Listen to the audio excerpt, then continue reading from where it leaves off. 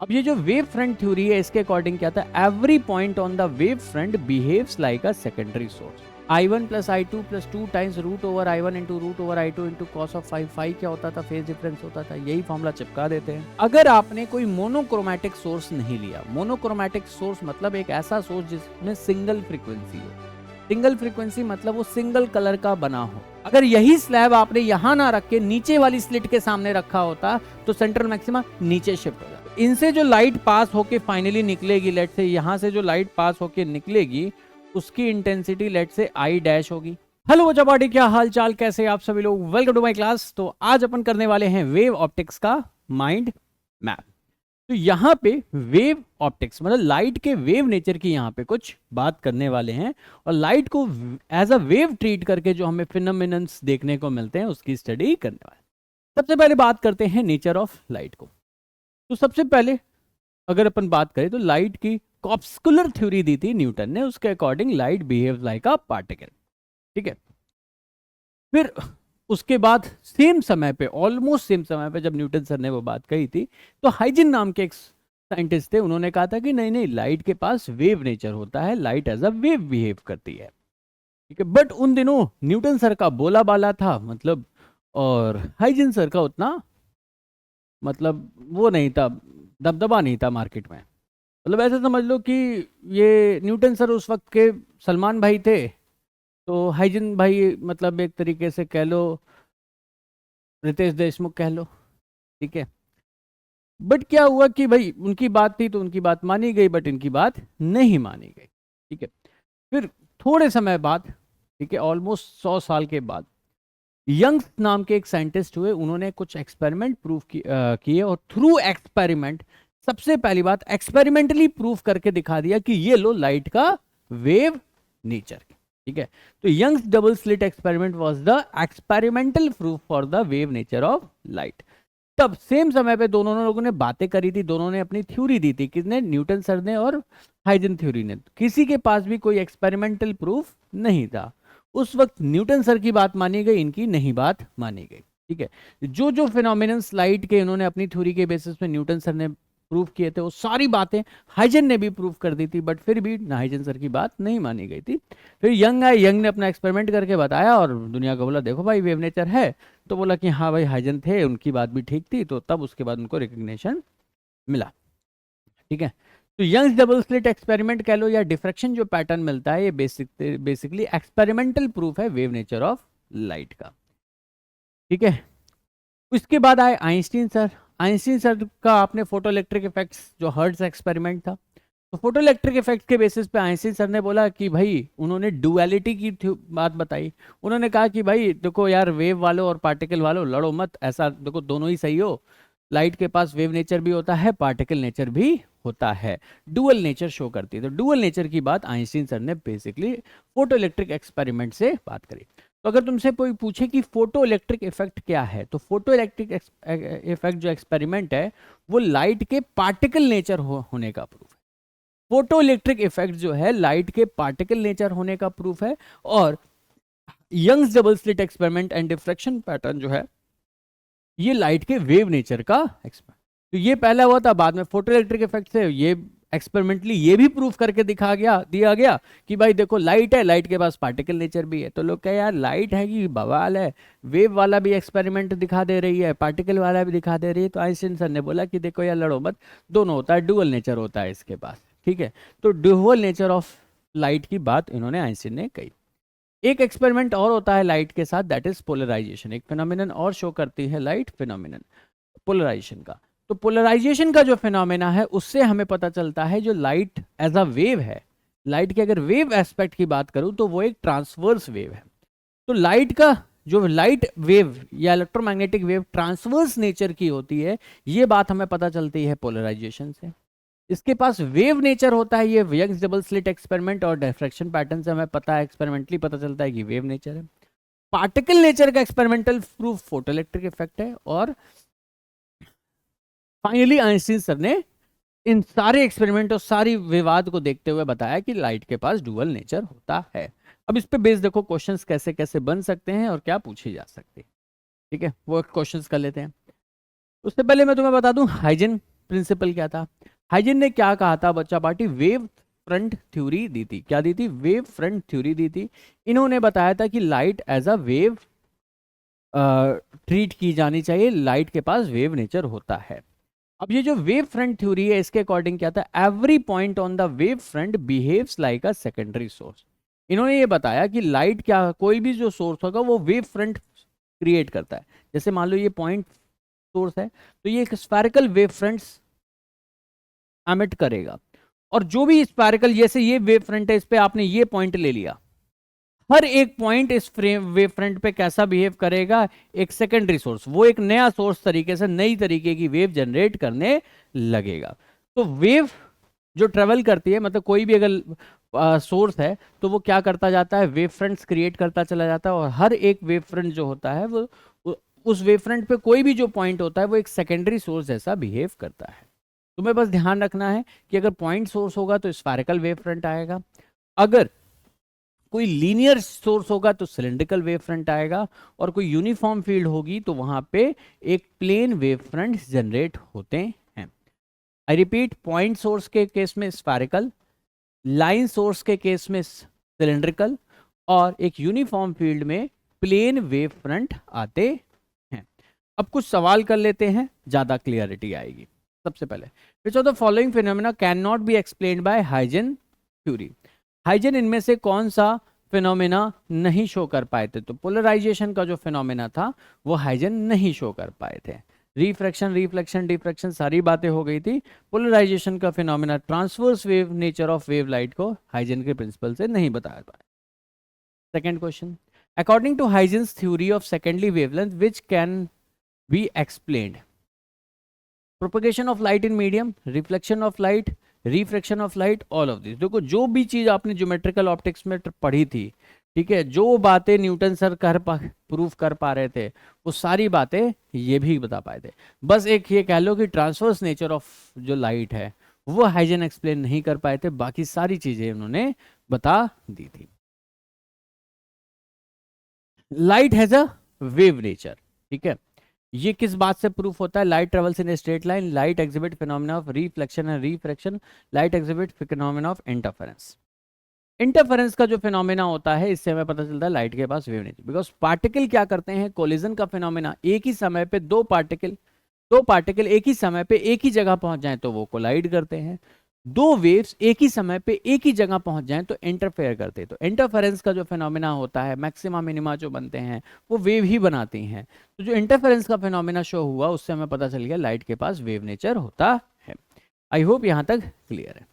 अब ये जो इंटरफेरेंस का फिनोमेना होता है ये क्या है? इंटरफेरेंस का मतलब पहले समझ लेते हैं, फिर आगे की बातें भी कर लेंगे। देखो बच्चा पार्टी, दो वेव एक ही समय पे एक ही जगह पहुंच जाएंगी तो वो क्या करेंगे? इंटरफेरेंस पैटर्न क्रिएट करेंगे। वहीं दो पार्टिकल एक ही समय पे एक ही जगह पहुंचेंगे तो वो क्या करेंगे? कोलिजन करेंगे, ठीक है।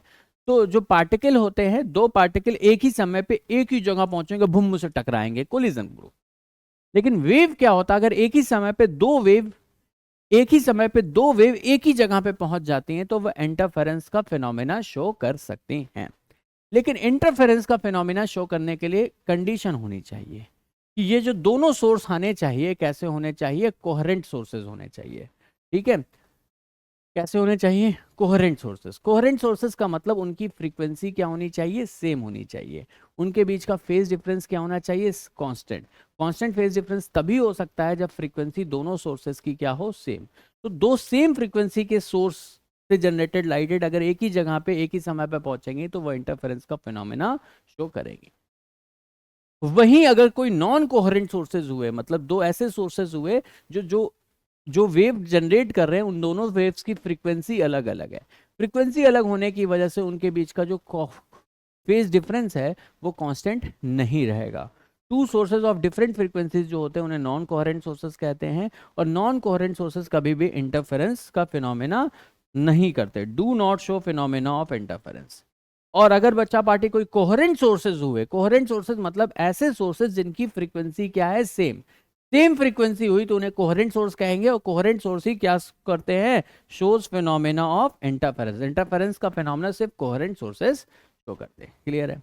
अब इंटरफेरेंस से क्या होता है, कैसे कैसे फॉर्मुलेज आते हैं वो देख लेते हैं। मान लो बच्चा पार्टी दो वेव है, इसकी वेव वन की इंटेंसिटी I1 है और एम्पलीट्यूड A1 है।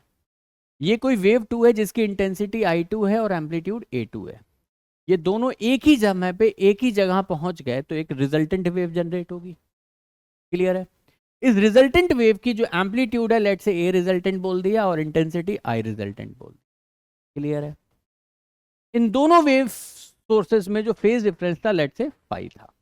तो दो सवाल पूछे जाते हैं, रिजल्टेंट एम्पलीट्यूड और रिजल्टेंट इंटेंसिटी। तीसरा सवाल नहीं पूछा जाता। तो रिजल्टेंट एम्पलीट्यूड का फॉर्मूला, अगर इस वेव की फर्स्ट वेव की एम्पलीट्यूड A1 है और सेकंड वेव की एम्पलीट्यूड A2 है, तो root over A1 square plus A2 square plus 2A1 A2 into cos of phi. I resultant क्या होता है, I1 plus I2 plus 2 times root over I1 into root over I2 into. तो अगर amplitude दे रखे और intensities दे रखी हैं और दे ही रखी होंगे तो रिजल्टेंट एम्पलीट्यूड का फॉर्मूला ध्यान कर लो, root over A1 square plus A2 square plus 2A1 A2 cos of phi. Phi क्या होता है, फेज डिफरेंस जो क्वेश्चन में दे रखा होगा। इंटेंसिटी के बारे में पूछा रिजल्टेंट, तो क्या होगा, I1 plus I2 plus 2 times root over I1 into root over I2 into cos phi. Intensity is directly proportional to amplitude का। अब कई बार केसेस आते हैं कि जो दो वेव इंटरफेयर कर रही हैं उनकी इंटेंसिटीज भी सेम है। क्या सेम है, इंटेंसिटीज भी सेम है। उस केस में रिजल्टेंट जो इंटेंसिटी आती है आई रिजल्टेंट, उसका फॉर्मूला आता है 4I0 cos square 5/2। 4I0 cos square 5/2। ठीक है, I0 क्या है बच्चा पार्टी, सोर्स की इंटेंसिटी। I0 क्या है बच्चा party, source intensity. Source intensity of each. दो सोर्सेस थे तो दोनों की जो इंटेंसिटी I0 है, तो 4I0 कॉस स्क्वायर 5/2 हो जाएगा। कब, अगर जो दो वेव आ रही है उनकी इंटेंसिटी सेम है। डिफरेंट इंटेंसिटी तो ये फॉर्मूला लगाओगे, I1 plus I2 plus 2 times root over I1 I2 to cos of phi. Intensity directly proportional होती है एम्पलीट्यूड के स्क्वायर के। आई होप यहाँ तक कंफर्टेबल होंगे, क्लियर होंगे। कुछ फॉर्मुलेज और देखते हैं बच्चा पार्टी इंटरफेरेंस को लेके। सबसे पहला फॉर्मूला आता है पाथ डिफरेंस और फेज डिफरेंस को लेके। मान लो डेल्टा फाई क्या है, phase difference. Phase difference delta phi से रिप्रेजेंट कर रहे हैं और पाथ डिफरेंस को डेल्टा एक्स। तो डेल्टा फाई क्या होता है, 2π/λ इंटू डेल्टा एक्स होता है। क्या होता है, 2π/λ इंटू डेल्टा एक्स होता है। ये पाथ डिफरेंस है, ये फेज। अब अगर मैं मैक्सिमा की बात करूं, ठीक है, कि मैक्सिमा की कंडीशन क्या होती है मिनिमा की कंडीशन की। मैक्सिमा के लिए डेल्टा एक्स क्या होना चाहिए, एन लैम्डा होना चाहिए, और डेल्टा फाई क्या होना चाहिए, 2n पाई होना चाहिए। कंडीशन फॉर मैक्सिमा क्या होनी चाहिए, path difference should be integral multiple of wavelength. या फेज डिफरेंस की अगर मैं बात करूं तो वो 2n पाई के बराबर होना चाहिए, जहां पे n की वैल्यू 0 1 2 3 अप टू इनफाइनाइट कुछ भी हो सकती है।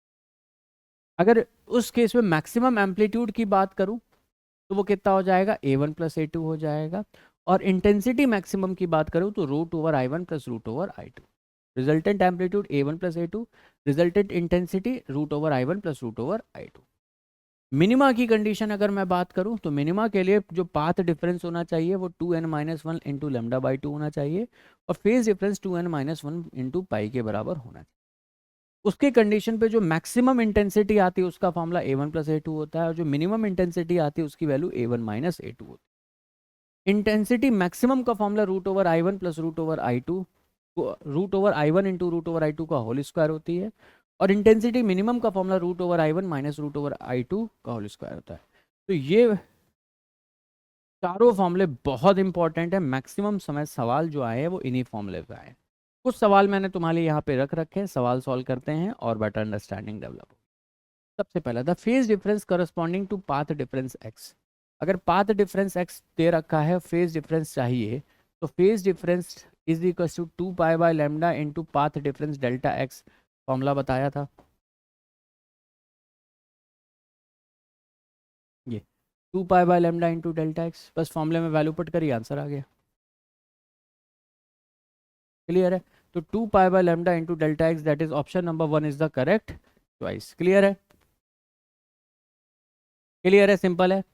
और आगे बढ़ते हैं और सवाल करते हैं बच्चों पार्टी। तो देखो, टू बीम ऑफ लाइट दे रखी हैविंग इंटेंसिटी आई। एक की इंटेंसिटी आई है और दूसरे की 4i है। Interfere to produce a fringe pattern on the screen, the phase difference between the beam is pi की वैल्यू या डेल्टा फाई जो है अपन जिसे कह रहे थे वो पाई बाय 2 दे रखा है एट अ पॉइंट ए, और किसी बी पॉइंट पे जो फेज डिफरेंस है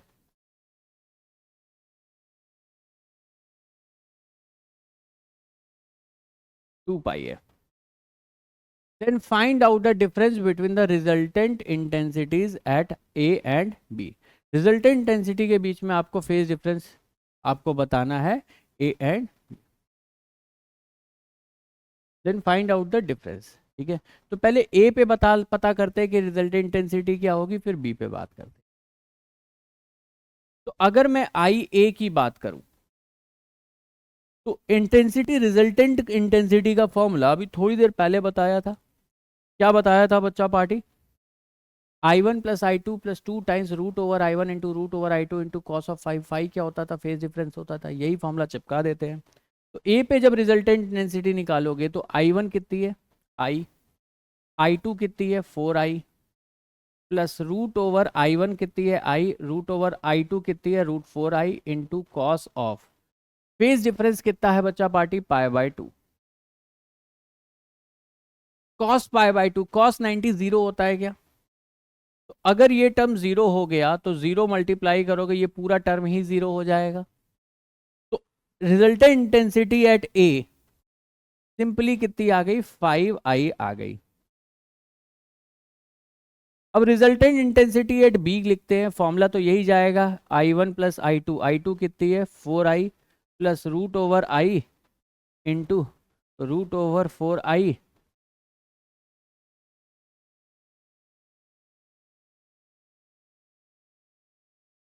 टू और होता है यहाँ पे फॉर्मूले में,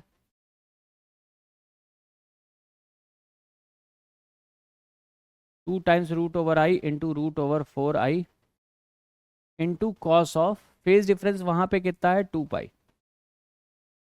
2 पाई मतलब 360 डिग्री। कॉस 360 ये बोलूँ या कॉस जीरो बोलूँ, दोनों की वैल्यू क्या होती है? 1। तो ये जो टर्म आ रहा है इसकी वैल्यू तो कितनी हो गई? 1 हो गई।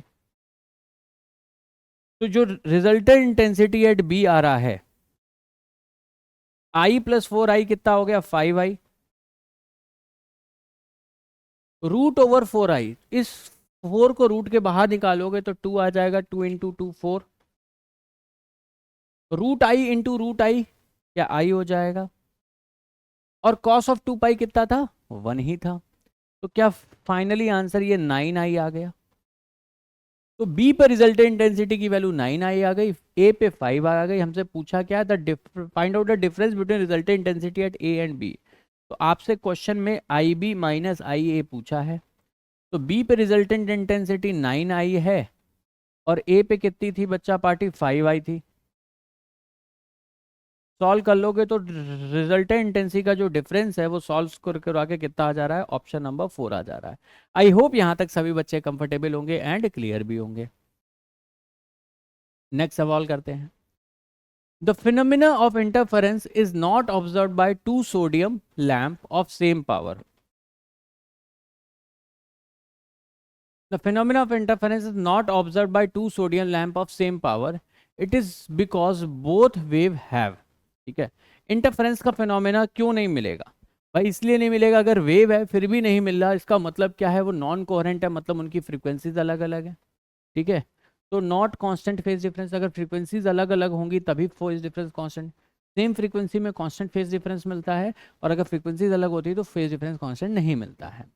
ठीक है, तो नॉट कांस्टेंट फेज डिफरेंस कह लो या डिफरेंट फ्रीक्वेंसी। डिफरेंट अगर जहाँ पे दोनों ही ऑप्शन है तो डायरेक्टली बोलो ना कि भाई दोनों की फ्रीक्वेंसी डिफरेंट। टेक्निकली मैं बात बोलूँ तो 1 और 4 दोनों चाहिए, होना चाहिए। ठीक है भाई, अगर डिफरेंट फ्रीक्वेंसी है तो ऑब्वियस सी बात है कांस्टेंट फेज डिफरेंस कांस्टेंट नहीं मिलेगा। तो 1 और 4 दोनों ही सही है, मोर अप्रोप्रिएट 4 है। आगे बढ़ते हैं नेक्स्ट क्वेश्चन पे। ये 2012 में पूछा हुआ सवाल है। Two sinusoidal wave of intensity I having same frequency and same amplitude interference constructively at a point। Constructive interference का मतलब क्या होता है? दो वेव कंस्ट्रक्टिव इंटरफेरेंस कर रही है, मतलब वहां पे उनका जो फेज डिफरेंस है वो कितना है? 0। दोनों वेव की इंटेंसिटी आई है, तो सेम इंटेंसिटी जब दो वेव की होती थी तो रिजल्टेंट इंटेंसिटी का फॉर्मूला 4I0 cos स्क्वायर 5/2 लिखते थे। फाई कितना है 0। ओरिजिनल इंटेंसिटी दोनों वेव की कितनी है I इंटू कॉस ऑफ 0/2। 0/2 कितना होता है 0 होता है, तो ये आंसर आ जाएगा बच्चा पार्टी। कॉस 0 कितना हो जाएगा 1 4I।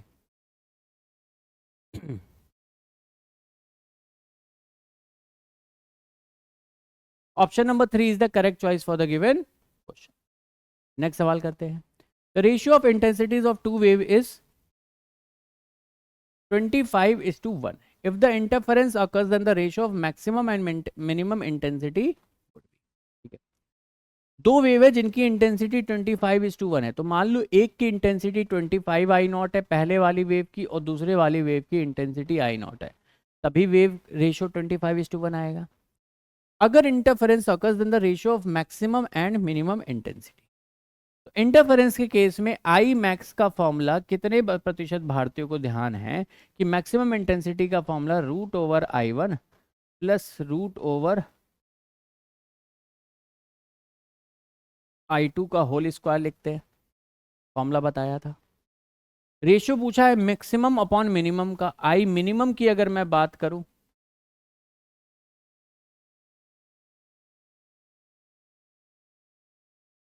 तो मिनिमम इंटेंसिटी क्या √/I1 माइनस √/I2 का होल स्क्वायर हो जाएगा।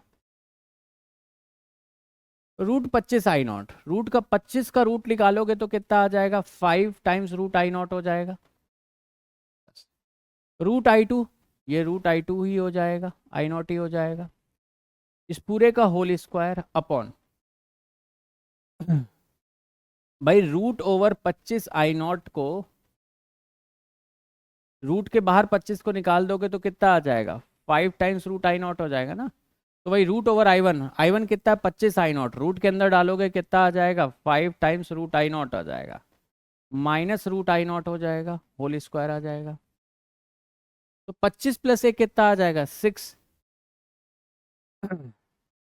टाइम्स √I0 का होल स्क्वायर अपॉन 5 माइनस 1 कर देंगे तो 4 टाइम्स √/I0 का होल स्क्वायर। तो 6 का स्क्वायर कितना होता है 36, 4 का स्क्वायर कितना होता है 16, और I0 तो कट ही जाएगा। 9 4 से काट दो, 4 9 जा 36, 4 4 जा, तो 9:4 will be the correct choice. That is option number 3 is the correct choice for the given question. यहां तक क्लियर हो। अब आते हैं नेक्स्ट कंसेप्ट पे इस चैप्टर पे based, that is Young's double slit experiment. Young's double slit experiment क्या था, एक्सपेरिमेंटल प्रूफ था लाइट के वेव नेचर होने का।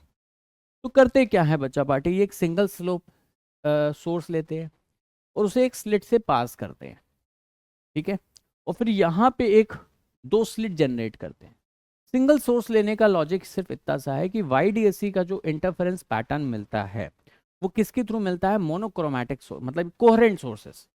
तो कोहेरेंट सोर्सेस जब क्या कहते हैं इंटरफेयर करेंगे, अपन पढ़ ही चुके, सेम फ्रीक्वेंसी के सोर्स से इंटरफेयर करेंगे तभी हमें इंटरफेरेंस का पैटर्न मिलेगा। अब एग्जैक्टली सेम फ्रीक्वेंसी का सोर्स जनरेट कर पाना बहुत ही डिफिकल्ट है। उसका जुगाड़ लिया जाता है कि भाई एक ही सोर्स यूज करो, उसे दो स्लिट से, मतलब स्लिट समझ रहे हो, दो खांचे, दो होल, उससे पास करा दिया। तो अब यहाँ पे स्क्रीन पे जो पैटर्न मिलेगा उसे इंटरफेरेंस पैटर्न कहते हैं। ये स्लिट है दो, फर्स्ट स्लिट को बोल दिया S1, ये स्लिट सेकंड स्लिट है, इसको बोल दिया S2। स्लिट समझ रहे हो क्या होती है, जैसे सेकंड डायग्राम देखो, ये सोर्स है, ये स्लिट है। स्लिट मतलब एक होल नहीं हुआ, पूरी लेंथ में तुमने कुछ पार्ट कट करके निकाल दिया पेपर में से, कुछ पूरी पार्ट ऐसे लाइन लीनियर पूरा कट करके छेद करके इतना पार्ट गायब कर दिया। तो इस स्क्रीन पे क्या है, ब्राइट और डार्क बैंड्स मिलेंगे, जैसे ये दिख रहे हैं, ब्राइट और डार्क बैंड्स मिलते हैं। स्लिट और स्क्रीन के बीच की जो टोटल डिस्टेंस है इसे कैपिटल डी कहते हैं। इन दोनों स्लिट्स के बीच की जो डिस्टेंस है इसे स्मॉल डी कहते हैं, और स्लिट और स्क्रीन के बीच की जो डिस्टेंस है इसे कैपिटल डी कहते हैं। और यहाँ स्क्रीन पे क्या मिलता है, डार्क और ब्राइट बैंड्स मिलते हैं, इसी को इंटरफेरेंस पैटर्न कहते हैं। अब देखते हैं ये इंटरफेरेंस पैटर्न कैसा कैसा मिलेगा। अगर आपने कोई मोनोक्रोमैटिक सोर्स नहीं लिया, मोनोक्रोमैटिक सोर्स मतलब एक ऐसा सोर्स जिसमें सिंगल फ्रीक्वेंसी हो, सिंगल फ्रीक्वेंसी मतलब वो सिंगल कलर का बना हो, तो सिंगल मोनोक्रोमैटिक सोर्स लोगे तो एग्जैक्ट बहुत क्लियर क्लियर डार्क और ब्राइट बैंड्स मिलेंगे। लेकिन मोनोक्रोमैटिक सोर्स की जगह आपने व्हाइट लाइट ले ली, तो व्हाइट लाइट क्या विबग्योर की बनी होती है, वॉयलेट की वेवलेंथ अलग होती है, इंडिगो की अलग होती है, ब्लू की अलग होती है, ग्रीन की अलग होती है, येलो की अलग होती है, ऑरेंज की अलग होती है, रेड की अलग होती है। सबकी वेवलेंथ अलग होने की वजह से सब अलग अलग जगह पे मैक्सिमा और अलग अलग जगह पे मिनिमा मिले बनाते हैं। तो अगर व्हाइट लाइट यूज करोगे वाईडीएससी में तो शार्प फ्रिंजेस ना मिलके सतरंगा रेनबो टाइप का कुछ इफेक्ट मिलेगा। सिर्फ और सिर्फ जो सेंट्रल ब्राइट रीजन है, जो सेंट्रल ब्राइट रीजन है ये वाला, ये व्हाइट कलर का मिलेगा। बाकी हर जगह आपको क्या मिलेगा, बाकी हर जगह आपको क्या मिलेगा, ओवरलैप्ड फ्रिंजेस मिलेंगे, कोई शार्प कलर बैंड्स नहीं मिलेंगे, सतरंगा से इस तरीके का पैटर्न मिलेगा। लेकिन अगर आपने मोनोक्रोमैटिक सोर्स लिया तो आपको बिल्कुल शार्प, क्या कहते हैं, जैसे देखो ये रेड कलर का लाइन दिख रही है, ये ब्राइट स्पॉट है, फिर ये जो डार्क ब्लैक कलर का दिख रहा है ये क्या है, डार्क बैंड है, ये bright band dark band, bright band dark band, bright band dark band. फिर ग्रीन के साथ करोगे तो ग्रीन ब्राइट, फिर dark black, dark black green bright. तो ब्राइट फ्रिंजेस या मैक्सिमा या मिनिमा जहां पे डार्क होता है, जहां पे डार्क काला काला लोकेशन दिख रही है, इन लोकेशंस को क्या कहते हैं, इन लोकेशंस को क्या कहते हैं बच्चा पार्टी, मिनिमा कहते हैं। और जहां पे ब्राइट स्पॉट्स मिल रहे हैं बिल्कुल उसका सेंट्रल पॉइंट को क्या बोलते हैं, मैक्सिमा बोलते हैं। वाईडीएससी में जितनी भी फ्रिंजेस बनती हैं डार्क चाहे ब्राइट, सभी की सभी बिल्कुल सिमिलर होती है, सभी की ब्राइटनेस सेम होती है, सभी की विड्थ सेम होती है। मतलब कोई भी दो बैंड्स देख के तुम डिफरेंशिएट नहीं कर सकते कि यार ये अलग है। जितने भी बैंड्स मिलेंगे सब आइडेंटिकल मिलेंगे, इक्वली ब्राइट होंगे, इक्वल इंटेंसिटी होगी, इक्वल विड्थ होगी। वाईडीएससी में सारी जितनी भी विड्थ मिलती है, जितनी भी फ्रिंजेस बनती हैं, सारी की सारी सिमिलर बनती है। तो एक शार्प अच्छी फ्रिंजेस बनाने के लिए आपको मोनोक्रोमैटिक सोर्स यूज करना पड़ेगा। मोनोक्रोमैटिक मतलब सिंगल फ्रीक्वेंसी। जैसे ही व्हाइट लाइट या मल्टीपल फ्रीक्वेंसीज मिली यूज करी तो क्या होगा, सिर्फ सेंट्रल वाला जो स्पॉट होगा वहां पे सेंट्रल रीजन में तो एक वाइट, कंप्लीट वाइट फ्रिंज मिलेगी, लेकिन बाकी पूरे सतरंगे ओवरलैप्ड फ्रिंजेस मिलेंगे। ये तो हो गई बात फ्रिंज और फ्रिंज पैटर्न की। अब सवाल आते हैं, न्यूमेरिकल्स जो आते हैं उसके लिए मैंने यहाँ पे फॉर्मूले लिख दिए। तो समझना बच्चा पार्टी, मान लो कोई एक मोनोक्रोमैटिक सोर्स यूज कर रहे हो, ये सोर्स S1 S2 है, तो इनका जो मिड पॉइंट है उससे लाइन जब स्क्रीन पे ड्रॉ करोगे तो इस पॉइंट पे क्या बनता है बच्चा पार्टी, सेंट्रल मैक्सिमा बनता है। इस लोकेशन पे क्या मिलता है, सेंट्रल मैक्सिमा बनता है। जहां पे ये मिनिमम इंटेंसिटी दिख रही है वो मिनिमा होता है, जहां पे मैक्सिमम दिख रही होती है वो मैक्सिमा होता है। ये फर्स्ट मैक्सिमा, ये सेकंड मैक्सिमा। फ्रिंजेस ऊपर भी बनती है नीचे भी बनती है। तो सेंट्रल मैक्सिमा पे मैक्सिमम इंटेंसिटी मिल रही है देखो, फिर फर्स्ट मैक्सिमा पे मिल रही है, फिर second. First maxima central maxima के ऊपर भी होता है और नीचे साइड भी होता है, नीचे साइड वाले को भी फर्स्ट ही कहते हैं और उसके इधर वाले को भी सेकंड कहते हैं। ये बात क्लियर हुई। जहां पे मिनिमम इंटेंसिटीज मिल रही होती है इन पॉइंट को क्या बोल रहे होते हैं, मिनिमा बोल रहे हैं। तो क्वेश्चन में बस यही पूछेगा मैक्सिमा और मिनिमा की लोकेशन। सेंट्रल मैक्सिमा तो बिल्कुल स्प्लिट्स का जो मिडिल पॉइंट है उस बिल्कुल सामने मिलेगा। बाकी किसी भी मैक्सिमा या मिनिमा की लोकेशन पूछ दी तो आपको फॉर्मूला लगाना पड़ेगा। ये मैक्सिमा के लिए n lambda D by D. मान लो क्वेश्चन में बोल दिया find the location of fifth maxima, तो n की वैल्यू 5 पुट करोगे, lambda into D by d. D क्या है बच्चा party, distance between the slit and screen. Slit और स्क्रीन के बीच की जो डिस्टेंस उसे कैपिटल डी कह रहे हैं, और स्लिट के बीच की जो डिस्टेंस होती है उसे स्मॉल डी कहते हैं। मान लो तुमसे बोल दिया find the location of third minima, तो इस फॉर्मूले में n की वैल्यू 3 पुट करोगे, 2n-1 lambda D by two D formula put करोगे तो थर्ड मिनिमा की लोकेशन। तो मैक्सिमा और मिनिमा की लोकेशन फाइंड करने को आता है, इस फॉर्मूले में वैल्यू पुट करेंगे, इजीली आंसर आ जाए। अगला जो एक सवाल आता है और क्या आता है बच्चा पार्टी, आपसे पूछी जाती है फ्रिंज विड्थ बीटा भी पूछी जाती है। तो फ्रिंज विड्थ बीटा क्या होती है समझना बच्चा पार्टी। जैसे ये फ्रिंज बनी, इस कंप्लीट एक फ्रिंज की जो विड्थ हुईगी इसे फ्रिंज विड्थ कह देंगे। मतलब दो सक्सेसिव मैक्सिमा या दो सक्सेसिव मिनिमा के बीच की जो डिस्टेंस होती है उसे फ्रिंज विड्थ कहते हैं। YDAC के सेटअप में सारी फ्रिंजेस इक्वल विड्थ की बनती हैं, तो सभी फ्रिंजेस की जो विड्थ आती है उसका फॉर्मूला बीटा, फ्रिंज विड्थ का formula lambda into capital D by small D.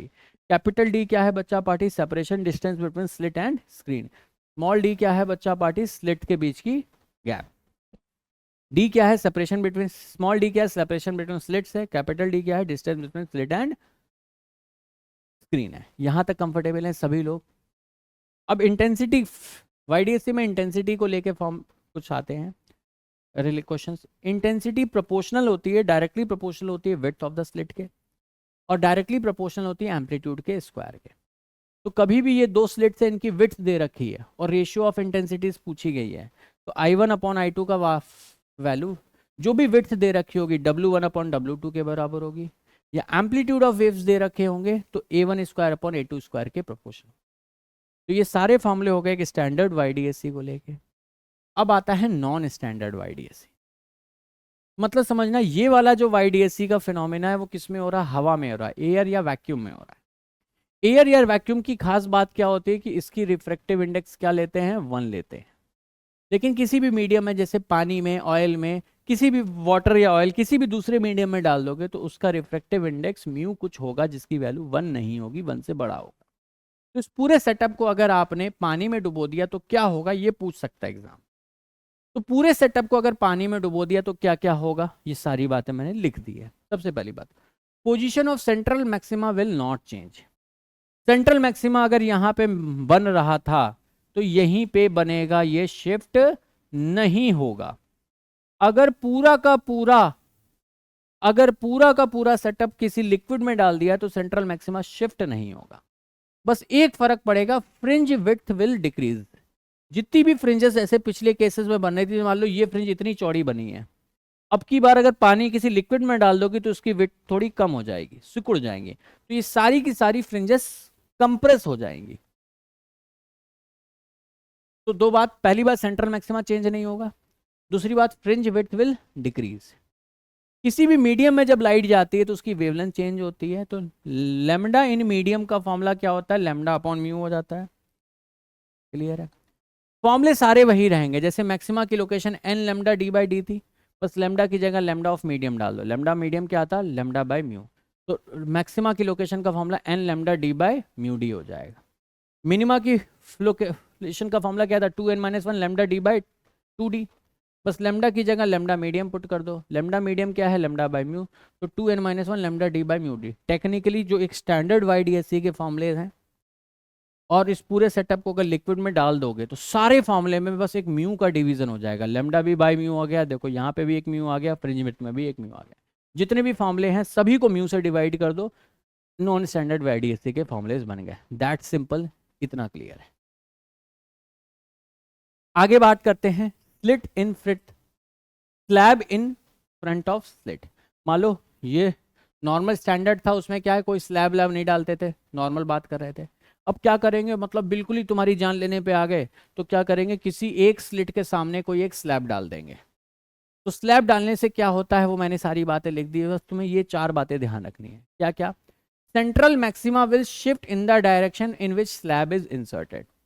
मान लो स्लिट 1 के सामने आपने स्लैब रखा है तो सेंट्रल मैक्सिमा मिडिल पॉइंट से ऊपर शिफ्ट हो जाएगा। अगर यही स्लैब आपने यहां ना रख के नीचे वाली स्लिट के सामने रखा होता तो सेंट्रल मैक्सिमा नीचे शिफ्ट हो जाता। पहला तो क्वेश्चन ये पूछा जाता है कि भाई स्लैब रख दिया तो पूछा जाता है कि भाई बताओ सेंट्रल मैक्सिमा किधर शिफ्ट होगा। तो जिधर स्लैब रखोगे, अगर ऊपर वाली स्लिट के सामने स्लैब रखा है तो सेंट्रल मैक्सिमा ऊपर शिफ्ट होगा। अगर यही स्लैब नीचे वाली स्लिट के सामने रखते तो सेंट्रल मैक्सिमा नीचे शिफ्ट। ये बात हुई कि इस केस में अगर स्लैब इंट्रोड्यूस करोगे किसी स्लिट के सामने तो सेंट्रल मैक्सिमा शिफ्ट होता है। वहीं अगर पूरा का पूरा सेटअप किसी लिक्विड में डाल देते हो तो सेंट्रल मैक्सिमा शिफ्ट नहीं होता है। इस केस में अगर पूरा का पूरा सेटअप किसी मीडियम में डाल दिया तो सेंट्रल मैक्सिमा शिफ्ट नहीं होगा, बस फ्रिंज विड्थ डिक्रीज होंगी। लेकिन अगर सेटअप एयर में ही है, बस एक स्लिट के सामने तुमने कोई स्लैब डाल दिया तो सेंट्रल मैक्सिमा शिफ्ट होगा, लेकिन फ्रिंज विड्थ में अब कोई चेंज नहीं होगा। Fringe width will not change. अब की बार फ्रिंज विड्थ तो सेम रहेंगी, बस पूरा का पूरा सेटअप थोड़ा जो पूरा का पूरा जो सेंट्रल मैक्सिमा है थोड़ा शिफ्ट हो जाएगा। अब शिफ्ट हो जाएगा तो किधर शिफ्ट होगा, ऊपर या नीचे? बहुत सिंपल सी बात है, अगर ऊपर वाली स्लिट के सामने तुमने स्लैब इंट्रोड्यूस किया है तो ऊपर शिफ्ट होगा, अगर नीचे वाली स्लैब के सामने तुमने क्या कहते हैं, नीचे वाली स्लिट के सामने तुमने स्लैब इंट्रोड्यूस किया है तो नीचे शिफ्ट हो। तीसरा क्वेश्चन जो पूछा जाएगा वो पूछा जाएगा कि भाई सेंट्रल मैक्सिमा कितना शिफ्ट होगा।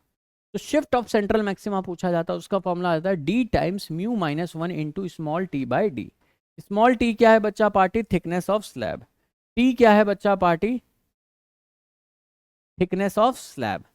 म्यू क्या है? Refractive index of slab. D क्या है? Distance between screen and slits. और स्मॉल डी क्या है बच्चा पार्टी? Distance between slits. एक तो शिफ्ट ऑफ सेंट्रल मैक्सिमा पूछा जाता है, और क्या पूछी जाती है? Number of fringe shift. कि जो सेंट्रल मैक्सिमा वाली पोजीशन थी वहां से कितनी फ्रिंजेस शिफ्ट हुई होंगी। तो नंबर ऑफ फ्रिंज अगर शिफ्ट पूछी गई है तो उसका फॉर्मूला आता है mu minus 1 into t upon lambda. Mu minus 1 into small T upon lambda, ये होता है नंबर ऑफ फ्रिंज शिफ्ट का फॉर्मूला। और सेंट्रल मैक्सिमा में टोटल कितना शिफ्ट आएगा, सेंट्रल मैक्सिमा कितना शिफ्ट होगा, उसके लिए ये फॉर्मूला है, नंबर ऑफ फ्रिंज शिफ्ट का ये फॉर्मूला है। क्लियर है? कुछ सवाल कर लेते हैं बच्चा पार्टी वाईडीएससी के phenomena. In a Young's double slit experiment, the spacing between the slits is 0.3 mm and the screen is kept at a distance. देखो स्मॉल डी की वैल्यू तुम्हें दे रखी है 0.3 mm। mm का मतलब 10 to the power -3। Capital D, screen is kept at a distance of capital D की value दे रखी है 1.5 metre. The second bright fringe small n की वैल्यू 2 पूछी है, displaced by 6 mm from the central fringe, मतलब y की value 6 दे रखी है, mm मतलब 10 to the power -3। The wavelength of light पूछा गया है। इतनी सारी चीजें दे रखी है, किसकी वैल्यू पूछा? सेकंड ब्राइट पे।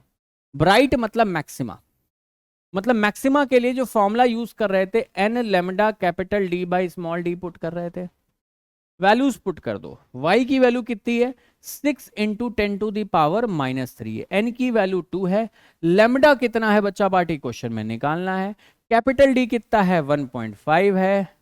अपॉन स्मॉल डी कितना है बच्चा party? 0.3 into 10 to the power -3 है। कंफर्टेबल है? देखो पॉइंट से पॉइंट चला जाएगा, 3 से काट दोगे 5 आ जाएगा, और 2 से काट दोगे 3 आ जाएगा, तो ये आ जाएगा 3/5। 10 to the power -3 into 10 to the power -6 कितना हो जाएगा? 10 to the power -6, ये आ जाएगा लेमडा। 3/5 क्या होता है बच्चा party? 0.6 into 10 to the power -6 lambda. यहाँ से लेमडा इसको क्या लिख दोगे? 600 इंटू 10 to the power -9 लिख सकते हैं, दैट इज 600 नैनोमीटर। वेवलेंथ की वैल्यू क्या आ गई? Option number 3 that is 600 nanometre आएगा। एम्स 2013 में पूछा हुआ सवाल था ये। कंफर्टेबल है? नेक्स्ट सवाल करते हैं। Transparent medium of refractive index mu and thickness, एक स्लैब की बात कर रहा है जिसका म्यू दे रखा है, थिकनेस दे रखा है। Inserted in front of slit of Young's double slit experiment, how much will be the shift in the interference pattern? The distance between the slit, small d दे रखा है, ये थिकनेस दे रखी है, ये रिफ्रैक्टिव इंडेक्स दे रखा है, कैपिटल डी दे रखा है, शिफ्ट पूछा गया है। तो शिफ्ट ध्यान रखो, जब एक स्लैब आप इंट्रोड्यूस करते हो, यही वाला तो केस है, शिफ्ट का फॉर्मूला क्या बताया था? D times mu -1 into t by small d. Direct value put करो,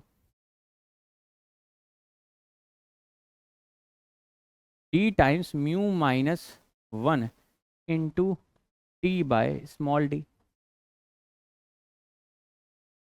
यही फॉर्मूला बताया देखो, d times mu -1 into t upon small d. बस इसमें सारी वैल्यूज पुट कर दो, सारी चीज़ें तुम्हें दे रखी हैं और कुछ भी नहीं करना। कैपिटल डी की वैल्यू कितनी दे रखी है? 100 सेंटीमीटर। 100 सेंटीमीटर को 1 मीटर लिख सकते हैं, इंटू म्यू कितना है? 1.5 -1, थिकनेस कितनी है? 2.5 into 10 to the power -5। Small D कितना है? 0.5 into 10 to the power -3 millimetre में। तो पॉइंट से पॉइंट चला जाएगा ये 5, 10⁻³ से ये 10⁻², बचेगा 1.5 -1 करोगे तो 0.5 आ जाएगा, 0.5 इंटू 5 कर दोगे कितना आ जाएगा 2.5 आ जाएगा, इंटू 10⁻², आ जाएगा। ठीक है, ये आ जाएगा शिफ्ट की वैल्यू। ये किस में आई है, मीटर में आई है। इसको क्या लिख दोगे 2.5 सेंटीमीटर लिख दोगे। तो 2.5 centimetre, that is option number 2 is the correct choice for the given question. Clear है दोस्त? नेक्स्ट जो टॉपिक आता है वो क्या आता है बच्चा पार्टी, डिफ्रैक्शन को लेके। What is diffraction? देखो YDSC में क्या होता है बच्चा पार्टी, सिंपल सी बात है। अभी जो भी अपन ने YDSC की स्टैंडर्ड YDSC की बात करते हैं तो 2 स्लिट्स होती थी, एक यहाँ एक यहाँ, तो छोटी छोटी सी स्लिट्स है, इनकी वजह से एक वेव यहाँ से निकल रही है, एक वेव यहाँ से निकल रही है, और वो इंटरफेरेंस का फिनोमेना शो कर रही है। तो जब 2 स्लिट्स होती हैं तो हमें क्या मिलता है, इंटरफेरेंस मिलता है। वहीं अगर सिंगल स्लिट हुई, क्या हुई, सिंगल स्लिट हुई, उस केस में जो हमें पैटर्न मिलता है उसे डिफ्रैक्शन पैटर्न। ठीक है, तो ये समझ में आया कि YDSC कब मिलेगा, जब 2 स्लिट्स होंगी तो इंटरफेरेंस पैटर्न मिलेगा, और 2 स्लिट्स होंगी तो इंटरफेरेंस पैटर्न मिलेगा, और सिंगल स्लिट हुई, एक ही स्लिट हुई तो हमें क्या मिलेगा, डिफ्रैक्शन पैटर्न। अब डिफ्रैक्शन का होता मतलब क्या होता है, तो डिफ्रैक्शन का मतलब होता है बेंडिंग ऑफ लाइट वेव। कोई भी वेव अगर बेंड कर रही है किसी भी ऑब्स्टिकल को एनकाउंटर करके, तो वो जो बेंडिंग ऑफ वेव का फिनोमेना होता है उसे डिफ्रैक्शन कहते हैं। कोई भी वेव जब किसी ऑब्स्टिकल को एनकाउंटर करती है तो बेंड होती है, उस बेंडिंग के फिनोमेना को क्या कहते हैं, डिफ्रैक्शन कहते हैं। लेकिन हमेशा बेंड नहीं करेगी वेव, तभी बेंड करेगी जब ऑब्स्टिकल का साइज और वेवलेंथ ऑफ वेव कंपैरेबल हो। वेवलेंथ ऑफ वेव का साइज और जो ऑब्स्टिकल का साइज था अगर वो कंपैरेबल साइज के होंगे तभी बेंड होंगी, अन्यथा बेंड नहीं होंगी। इसका सबसे अच्छा एग्जांपल बताता हूं। जस्ट इमेजिन आप एक किसी कमरे में हो जिसमें कोई खिड़की नहीं है, सिर्फ एक दरवाजा है, और दरवाजे और जमीन के बीच में देखते हो बहुत छोटा सा एक गैप रह जाएगा। ऑब्वियस सी बात है भाई, दरवाजा खुलेगा बंद होगा तो एक बहुत फाइन सी गैप रह जाएगी उसमें। तो आप इस कमरे के अंदर हो, इस कमरे के अंदर कंप्लीट डार्कनेस है, दरवाजा बंद है, बाहर के कमरे में लाइट जल रही है। तो जहां पे दरवाजा है और दरवाजे के नीचे का गैप है उससे हल्की सी लाइट आएगी, वो स्ट्रेट लाइन में शेडो कास्ट करेगी। उससे तुम्हारे कमरे में उजाला नहीं होगा, लेकिन तुम्हें यह समझ में आ जाएगा कि बाहर लाइट जल रही है, बस शेडो कास्ट करेगी। लेकिन पूरे रूम में हर जगह उजाला नहीं होगा, प्लेन सी लाइन, तुमने ये ऑब्जर्व किया होगा। लेकिन वहीं एक बंद कमरे में तुम बैठे हुए हो, ठीक है, सब कुछ बंद है, ना खिड़की है ना कुछ है, बस वही एक दरवाजा था, उसके अंदर उसके दरवाजे और फ्लोर के बीच में बहुत छोटा सा गैप था, बंद है अभी। लेकिन कुछ लोग बाहर बात कर रहे हैं, अब उनकी खुसर फुसर की जो भी आवाज है वो तुम्हें कमरे के हर कॉर्नर में आएगी। भले ही उसकी जो इंटेंसिटी है, लाउडनेस है, धीमे सुनाई दे रहा हो सकता है, लेकिन कमरे में हर जगह सुनाई देगा। मतलब साउंड वेव तो वहां से बेंड कर गई उस छोटे से गैप से, और हर जगह सुनाई दे रही है कमरे में, लेकिन लाइट वेव बेंड नहीं कर पाई और शेडो कास्ट कर दी।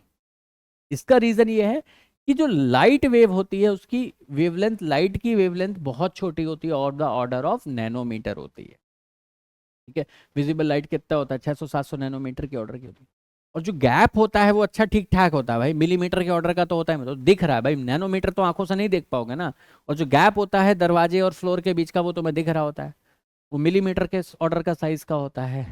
तो वेवलेंथ ऑफ लाइट ऑब्स्टिकल का साइज कंपैरेबल नहीं है, दोनों में जमीन आसमान। लाइट की वेवलेंथ बहुत कम है और उसका क्या कहते हैं जो साइज है वो बहुत बड़ा है, तो यहाँ पे बेंडिंग ऑफ लाइट नहीं हो पाई। लेकिन जो साउंड वेव होती है उसकी भी जो वेवलेंथ होती है वो of the order of millimetre ही होती है, और जो गैपिंग है वो भी मिलीमीटर के ऑर्डर के साइज की। तो यहाँ पे वेवलेंथ ऑफ लाइट और ऑब्स्टिकल का साइज कंपैरेबल साइज का है, तो यहां से साउंड वेव तो बेंड हो जा रहा है बट लाइट वेव नहीं मिल रही। तो साउंड वेव बेंड हो रहा है, तो उस बेंडिंग के फिनोमेना को ही क्या कहते हैं, डिफ्रैक्शन कहते हैं। ये तो बात हो गई कि डिफ्रैक्शन होता क्या है, लेकिन हम पढ़ने क्या वाले हैं, सिंगल स्लिट डिफ्रैक्शन पैटर्न को पढ़ने वाले।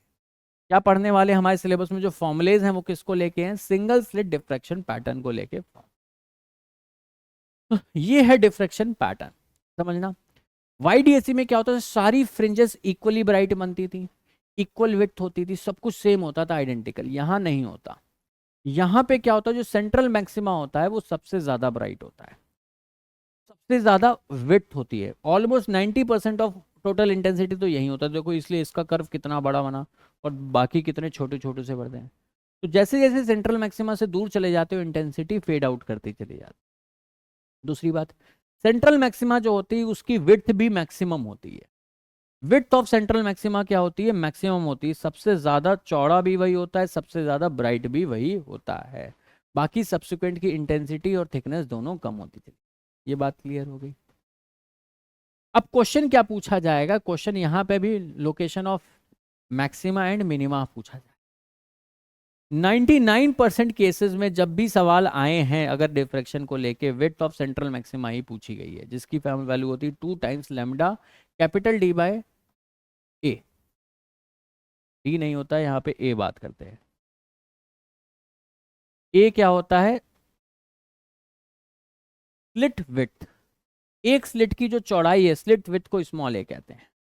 तो यहाँ पे जो भी फॉर्मूले हैं यहाँ पे ए आ जाए। बस ध्यान रखने वाले मजे वाली बात क्या है, यहाँ पे जो फॉर्मूला इंटरफेरेंस में था वही सेम फॉर्मूला डिफ्रैक्शन में बस बदल गया। जो वहां पे मैक्सिमा का फॉर्मूला था वो यहाँ मिनिमा का है, और जो वहां पे मिनिमा का फॉर्मूला था वहाँ यहाँ मैक्सिमा का है।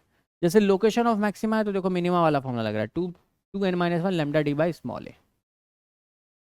मिनिमा की कंडीशन क्या है, जो पाथ डिफरेंस आता है, अगर ये स्प्लिट विथ ए है तो पाथ डिफरेंस कितना आता है, a into sine of theta. Theta क्या है बच्चा पार्टी, वो एंगल है जहां पे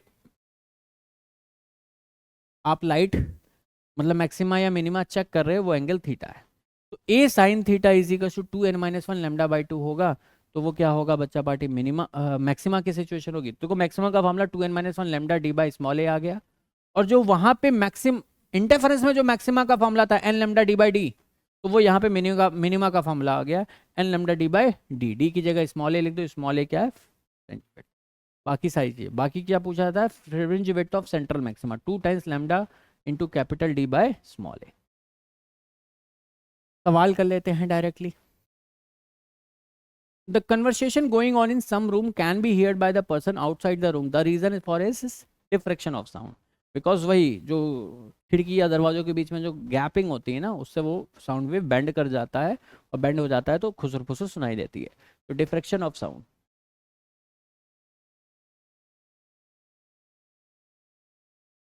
नेक्स्ट सवाल, phenomena of diffraction occurs. Diffraction का फिनोमेना कब देखने को मिलेगा, only in case of light and sound wave. किसी भी वेव के में मिलेगा भाई, for all kinds of wave, for light wave but not, सारी वेव के लिए मिलेगा। बस कंडीशन ये होनी चाहिए कि वेवलेंथ ऑफ लाइट और ऑब्स्टिकल का साइज कंपैरेबल हो, बस, और कोई कंडीशन नहीं है। सवाल करते एक numerical, plane wave front of wavelength आपको लैम्डा दे रखा है, is incident upon a slit of 0.2 millimetre width, मतलब स्मॉल ए दे रखा है, which enable Fraunhofer diffraction pattern to be obtained on a screen 2 metre away, मतलब कैपिटल डी दे रखा है। विड्थ ऑफ सेंट्रल मैक्सिमा पूछा गया है, और वो भी किसमें, एमएम में। तो बीटा क्या होगा बच्चा पार्टी, सेंट्रल मैक्सिमा की width 2 times lambda D by small a लिखते हैं, वैल्यूज पुट करते हैं।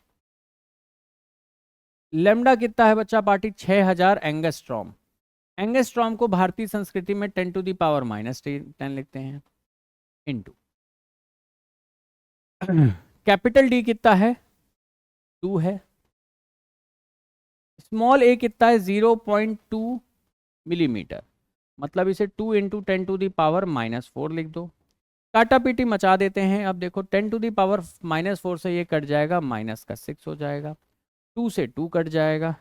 तो यहाँ से बच्चा पार्टी बीटा की अगर मैं बात करूँ तो 6 इंटू 2 कितना हो जाएगा, 12। ये 3 जीरो और ये आ जाएगा 10⁻³ मीटर। 12 इंटू 10⁻³ मीटर, मतलब इसे क्या बच्चा पार्टी, 12 मिलीमीटर कह सकते हैं। That is option number 2 will be the correct choice for the given question. I hope यहाँ तक कंफर्टेबल होंगे, क्लियर होंगे। अब आगे बढ़ते हैं नेक्स्ट कंसेप्ट की तरफ, दैट इज पोलराइजेशन। बात करते हैं पोलराइजेशन की। पोलराइजेशन क्या होता है ऑलरेडी बता चुका हूं, एक्सपेरिमेंटल प्रूफ है ट्रांसवर्स नेचर ऑफ लाइट का। ठीक है, ट्रांसवर्स नेचर, कोई भी वेव अगर पोलराइजेशन का फिनोमेना शो कर रही है मतलब वो ट्रांसवर्स नेचर की होती है। तो मान लो ये कोई लाइट आ रही है, लाइट बीम है जो कि अनपोलराइज्ड है, अगर वो अनपोलराइज्ड होगी तो क्या होगा, हर डायरेक्शन में उसके वेव ऑसिलेट कर रहे होंगे, इस डायरेक्शन में भी, इसमें भी, इसमें भी, हर डायरेक्शन में 360 डिग्री। लेकिन जब वो एक पोलराइजेशन से पास होगी तो वो क्या होगा, सिर्फ सिंगल एक ही डायरेक्शन के ऑसिलेशन को पास करेगा, बाकी डायरेक्शन को ऑसिलेशंस को ब्लॉक कर देता है। तो ये जो एक ही सिंगल डायरेक्शन, यूनिटी डायरेक्शन जो ऑसिलेशंस मिलते हैं इलेक्ट्रिक फील्ड वेक्टर्स के, उसे पोलराइज्ड लाइट कहते हैं। और जिसमें मल्टीपल डायरेक्शन के इलेक्ट्रिक फील्ड वेक्टर के ऑसिलेशंस होते हैं उसे अनपोलराइज्ड लाइट कहते हैं। तो इस अनपोलराइज से पोलराइज्ड लाइट को ट्रांसफॉर्म करने का काम होता है पोलराइजर्स का। क्या प्रूफ होता है, ट्रांसवर्स, जो ट्रांसवर्स वेव होगी वही पोलराइजेशन का फिनोमेना शो करेगी। एक लॉन्गिट्यूडनल वेव जैसे कि साउंड वेव पोलराइजेशन का फिनोमेना शो नहीं कर सकती। ये क्लियर हो गया। अब देखो, ये अनपोलराइज्ड लाइट है, अनपोलराइज्ड लाइट की अपन इंटेंसिटी क्या लेते हैं, आई नॉट। जब ये किसी पोलराइजर से पास होगी तो जो रिजल्टेंट इंटेंसिटी आएगी, ये पोलराइज्ड लाइट, एक सिंगल अनपोलराइज्ड लाइट एक सिंगल पोलराइजर से, ये है लेट से आपका पोलराइजर, ये है पोलराइजर एक्सिस, ये एक्सिस ऑफ पोलराइजर है, मतलब इस एक्सिस के पैरेलल वाले वेक्टर्स पास होंगे। तो एक सिंगल पोलराइजर से जब भी अनपोलराइज्ड लाइट पास होती है तो जो रिजल्टेंट इंटेंसिटी होती है वो आई नॉट बाई 2 हो जाती है। ठीक है, इंटेंसिटी क्या है, आई नॉट है। जब एक सिंगल पोलराइजर से पास होगी तो रिजल्टेंट इंटेंसिटी हाफ हो जाएगी, आई नॉट बाय 2 हो जाएगी। क्लियर है।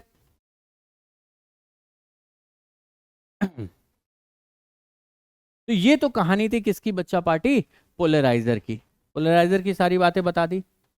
अब आता है पोलराइजर पे, सबसे पहली बात आती है जो एक ही फॉर्मूला है, दो फॉर्मूला है, एक मैलस लॉ एक ब्रूस्टर लॉ। अब आ गया अपना मैलस का लॉ। मैलस का लॉ क्या कहता है, जब भी कोई सिंगल पोलराइजर होगा, तो मान लो ये अनपोलराइज लाइट है, ये पोलराइजर की एक्सिस है, सिंगल पोलराइजर पड़ा है, जब भी इससे कोई अनपोलराइज लाइट पास होगी तो जो इंटेंसिटी मिलेगी वो आई नॉट बाई 2। ये पोलराइजर कैसा भी रखा हो, अगर एक सिंगल पोलराइजर है तो अगर अनपोलराइज लाइट डालोगे इंटेंसिटी आई नॉट की, तो जो निकलेगी वो कितनी होगी, आई नॉट बाई 2। कंफर्टेबल है। अब मैक्सिमम सवाल आता है टू पोलराइजर पे, सेटअप पे। अगर दो पोलराइजर रखे हैं, मान लो ये पोलराइजर 1 है और ये पोलराइजर 2 है जिसे एनालाइजर भी कहते हैं, तो इन दो पोलराइजर के बीच की अगर इंटेंसिटी आई नॉट है, ध्यान देना इस फॉर्मूले में एक ही गलती करता है बच्चा, आई नॉट अनपोलराइज लाइट की इंटेंसिटी मान लेता लेकिन होता नहीं है। आई नॉट क्या है, इन दो पोलराइजर के बीच में जो इंटेंसिटी है वो आई नॉट है। तो इस फर्स्ट पोलराइजर और सेकंड पोलराइजर के बीच की अगर इंटेंसिटी आई नॉट है और इन दोनों पोलराइजर के बीच में जो पोलराइजर एंगल है वो थीटा है, इन दोनों पोलराइजर के बीच के जो एंगल है वो है थीटा, तो जो फाइनली जो लाइट मिलेगी, फाइनली जो पोलराइज लाइट मिलेगी अगर उसकी इंटेंसिटी आई है, उसका फॉर्मूला होगा I is equal to I naught cos square theta, I is equal to I naught cos square theta. ध्यान देना आई नॉट क्या है, इंटेंसिटी बिटवीन पोलराइजर, थीटा क्या है, एंगल बिटवीन टू पोलराइजर। इस पे एक सवाल करते हैं फिर ज्यादा समझ में आएगा कि इंटेंसिटी बिटवीन द पोलराइजर से क्या मतलब है। जैसे समझ लो ये कोई एक अनपोलराइज लाइट है जिसकी इंटेंसिटी आई नॉट है, ये जैसे ही फर्स्ट पोलराइजर से पास होगी, पहले पोलराइजर से, ये मैं बता चुका हूं कोई भी अनपोलराइज लाइट अगर पहले पोलराइजर से पास होती है उसकी इंटेंसिटी हाफ हो जाती है। अब ये दो पोलराइजर है जिनके बीच में एंगल 30 डिग्री दे रखा है, फाइनल इंटेंसिटी ऑफ लाइट पूछा गया है, तो जो फॉर्मूला होता है वो क्या हो जाता है, आई नॉट कॉस स्क्वायर थीटा होता है। बस हमें ध्यान रखना होता है कि आई नॉट जो है वो इन दो इंटेंस पोलराइजर के बीच की इंटेंस, तो हमें क्वेश्चन में भले ही ओरिजिनली आई नॉट दे रखा था अनपोलराइज लाइट की इंटेंसिटी, लेकिन हमें मालूम है कोई भी अनपोलराइज लाइट पहले पोलराइजर से पास होते ही उसकी इंटेंसिटी हाफ हो जानी है। तो intensity between these two polarizer के बीच में जो लाइट वेव है उसकी इंटेंसिटी कितनी है, बेसिकली आई नॉट बाई 2। तो बस आई नॉट ना यूज करके आप I naught by two use करोगे। समझ में आया? इस फॉर्मूले में जो I is equal to I naught cos square theta लिखते थे, वो आई नॉट दो पोलराइजर के बीच की इंटेंसिटी। तो कई बार क्वेश्चन में आई नॉट बोल देगा अनपोलराइज लाइट की इंटेंसिटी। तुम्हें पता है कि हम जो फॉर्मूले में आई नॉट समझते थे उसका मतलब क्या था? जो भी नेट इंटेंसिटी हो बिटवीन द टू पोलराइज, तो बिटवीन दीज टू पोलराइज जो net intensity I naught by to है कॉस स्क्वायर थीटा, बस थीटा की वैल्यू पुट कर दो। तो जो रिजल्टेंट फाइनल जो इंटेंसिटी मिलेगी वो कितनी मिलेगी? I naught by two into cos square 30 degree. Cos 30 कितना होता है? √3/2।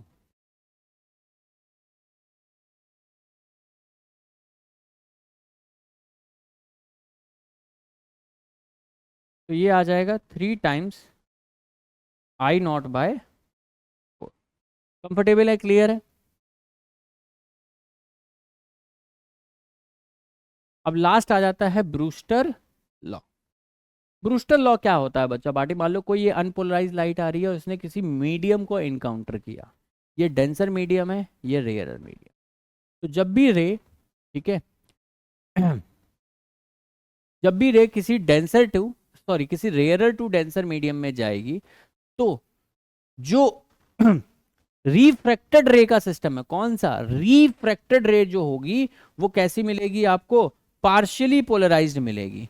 कैसी मिलेगी? पार्शियली पोलराइज्ड मिलेगी। और जो रिफ्लेक्टेड सिस्टम है, ये जो आपका रिफ्लेक्टेड वेव गई,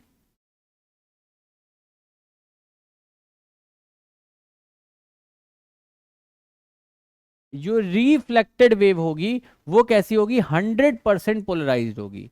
कितनी पोलराइज्ड होगी? 100% पोलराइज्ड होगी।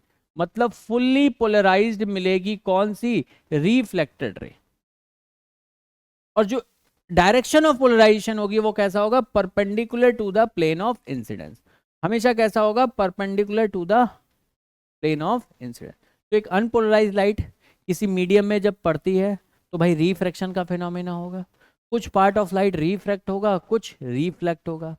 रिफ्लेक्टेड और रिफ्रैक्टेड के बीच में जो एंगल मिलता है, रिफ्लेक्टेड लाइट और रिफ्लेक्टेड लाइट के बीच में जो एंगल मिलता है वो कितना मिलता है बच्चा पार्टी? 90 डिग्री का एंगल मिलता है रिफ्रैक्टेड और रिफ्लेक्टेड लाइट के केस में। जो रिफ्लेक्टेड लाइट होती है वो 100% पोलराइज्ड होती है, और जो रिफ्रैक्टेड लाइट होती है, रिफ्रैक्टेड लाइट होती है वो पार्शियली पोलराइज्ड होती है। क्लियर है? अब पूछा जाएगा कि किस एंगल पे इंसिडेंस कराए ताकि ये पोलराइजेशन का फिनोमेना देखने को मिले। तो उसका सिंपल सी बात है, tan of theta is equal to mu होना चाहिए। अगर tan थीटा म्यू, म्यू क्या है बच्चा party? Refractive index of this medium है। तो tan थीटा अगर म्यू, थीटा क्या है? Angle of incidence. अगर tan थीटा म्यू के बराबर हुआ तो जो रिफ्लेक्टेड सिस्टम है वो 100% फुल्ली पोलराइज मिलता है। इस थीटा को ही ब्रूस्टर एंगल कहते हैं। दैट्स इट, खत्म हो गया। कुछ सवाल कर लेते हैं। पोलराइजर का काम क्या होता है? Polarizer is use to reduce intensity? नहीं, पोलराइजर का काम होता है एक हम ट्रांसवर्स पोलराइज लाइट मिले टू प्रोड्यूस पोलराइज लाइट। तो एक पोलराइजर का काम क्या होता है बच्चा पार्टी? एक पोलराइज लाइट को जनरेट करना। Polaroid is placed at a 45 degree to an incoming light of intensity I naught. Now the intensity of light passing through the Polaroid after Polaroid. कोई इनकमिंग लाइट है तो वो कैसी होगी बच्चा पार्टी? अनपोलराइज्ड होगी। एक अनपोलराइज्ड लाइट से किसी भी एंगल पे एक सिंगल पोलराइजर किसी भी एंगल पे डाल दो, कोई फर्क नहीं पड़ता। अगर 45 डिग्री पे भी लग दिया, किसी भी एंगल पे रखो, जो फाइनली यहां से जो लाइट वेव जाएगी वो कुछ इस तरीके से उसके फील्ड वेक्टर और इंक्लाइंड होंगे बिल्कुल इसके डायरेक्शन में, जैसी ये थी वैसे।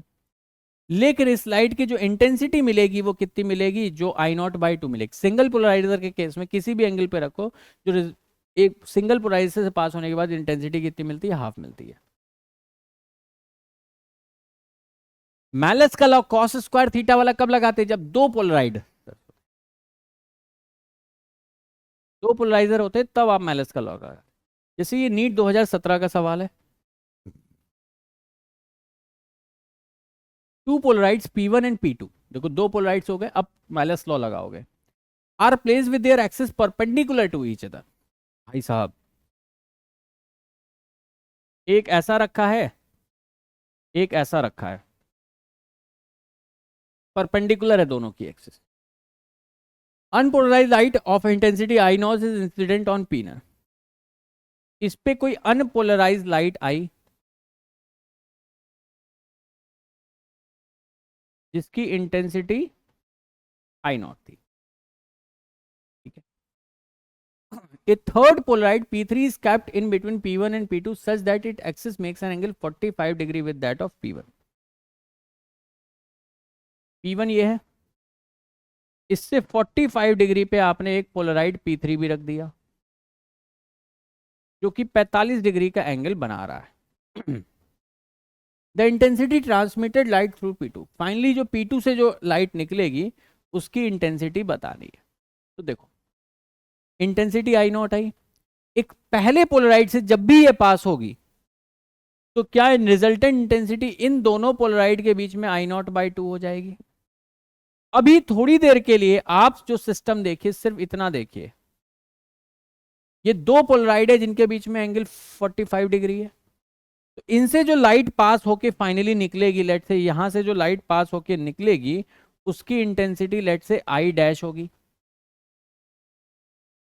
इन दो के सेटअप से P2 से पास नहीं हुई, अभी सिर्फ इन दोनों से पास हो रही है, तो उसकी इंटेंसिटी कितनी हो जा रही है, आई डैश हो जा रही है। तो आई डैश की वैल्यू आई नॉट कॉस स्क्वायर थीटा लिखते थे। आई नॉट क्या होता था, इन दोनों के बीच, दोनों पोलराइड के बीच के इंटेंसिटी, दोनों पोलराइड के बीच की इंटेंसिटी कितनी, I naught by two into cos square 45 degree. Cos 45 कितना होता है, 1/√2, 1/√2 का स्क्वायर करेंगे तो हाफ हो जाएगा, तो ये कितना हो जाएगा,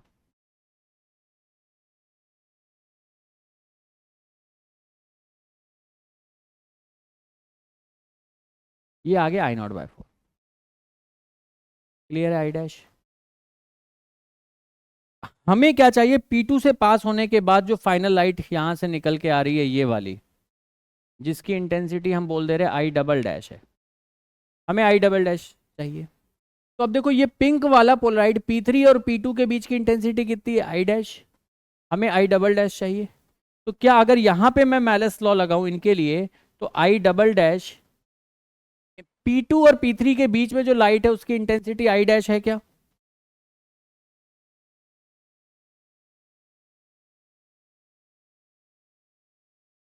क्या हो रहा है यार।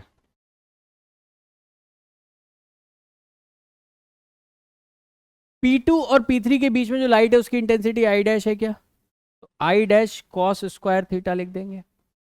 भाई इसके और इसके बीच में अगर ये एंगल 45 है तो हॉरिजॉन्टल से भी तो एंगल 45 ही डिग्री होगा, ये एंगल भी तो 45 ही होगा, कॉस स्क्वायर थीटा। अब आई डबल डैश इसकी दोनों की वैल्यू पुट कर दो, आई डबल डैश कितना आया, I naught by 4 into cos square 45 degree, cos 45 कितना होता है, 1/√2, उसका स्क्वायर करोगे तो 1/2 आ जाएगा, सॉल्व करके ये पूरा वैल्यू आई नॉट बाई 8 आ जाएगी। ध्यान रखना जब भी मैलस का लॉ लगाएंगे तो जो इंटेंसिटी आई नॉट होती है वो दो पोलराइड जिनके बीच में लॉ लगा रहे हो उनके बीच की इंटेंसिटी। यहाँ से अनपोलराइज लाइट आई, पहला पोलराइड पास से पास होती है, हमेशा इंटेंसिटी कितनी होगी, हाफ। अब ये दो पोलराइजर के सेट के लिए जब मैलस का लॉ लगाओगे तो आई नॉट कॉस स्क्वायर थीटा में आई नॉट क्या हो जाएगा, तो होता था इन दोनों पोलराइड के बीच की इंटेंसिटी, तो यहाँ पे I naught by two cos square, final आ गया आंसर आई नॉट बाई। तो इस पोलराइड से P3 से पास होने के बाद जो लाइट है उसकी इंटेंसिटी कितनी है, आई डैश है। तो आई डैश P3 और P2 ये दो पोलराइड है, इनके बीच में जो लाइट है उसकी इंटेंसिटी क्या है, आई डैश। तो अब की बार जो लॉ लगेगा मतलब फाइनल जो इंटेंसिटी आ रही होगी, क्या मैलस का लॉ ये बन जाएगा, आई डैश की value I naught by 4 put कर दिया, थीटा कितना होगा भाई इसमें और हॉरिजॉन्टल से 45 डिग्री, थीटा के लिए 45 पुट करोगे आंसर आ गया आई नॉट बाई 8। कंफर्टेबल है, क्लियर है। नेक्स्ट सवाल, the angle of incidence at which reflected light is totally polarized. Reflected light जो टोटली पोलराइज होती है क्या वो Brewster angle tan theta is equal to mu पे होती है। तो यहाँ से थीटा कितना आ जाएगा, tan इनवर्स म्यू। यहाँ पे रिफ्रैक्टिव इंडेक्स को अगर n से लिख रहे हैं तो tan इनवर्स n लिख दो, फाइनल आंसर। कंफर्टेबल है, क्लियर है। तो with questions wave optics complete हो चुका है। That is all about the wave optics. सारे कंसेप्ट, एक एक फॉर्मूला, एक एक तरीके का सवाल और कुछ PYQs भी मैंने यहाँ पे आपको करा दिए हैं। लव यू ऑल, जय हिंद दोस्तों।